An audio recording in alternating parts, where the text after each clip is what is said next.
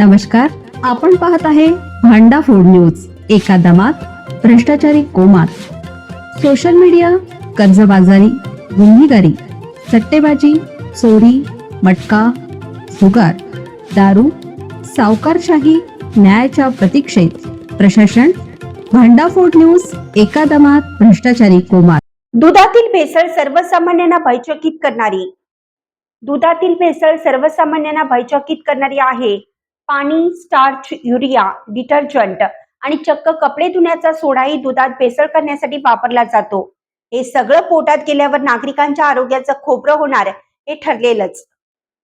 साधारणतः 1 लिटर दुधात 40 gram स्निग्धांश fat आणि 85 ग्रॅम अन्य घनपदार्थ SNF असतात.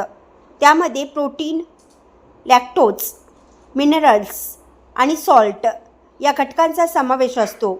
दूध उत्पादकांकडून हे दूध व्यापारी, गवळी किंवा अन्य व्यावसायिक घटकांच्या हातात पडले की त्यात पहिली भेसळ होते ती पाण्याची. 1 लिटर दुधात 1/4 लिटर पाणी मिसळलं जातं. साहजिकच दुधातील स्निग्धांश आणि अन्य घटकांचे प्रमाण कमी होते आणि दूध पातळ वाटायला लागतं. ते घट्ट दिसण्यासाठी म्हणून मग त्यात स्टार्च मिसळला जातो. दुधाला फेस दिसावा म्हणून त्यात चक्क डिटर्जंट पावडर मिसळली जाते. शेतकऱ्यांकडून दूध खरेदी करून ते घरोघरी रतीब घालणाऱ्या गवळ्यांकडून हा गोरखधंदा केला जातो.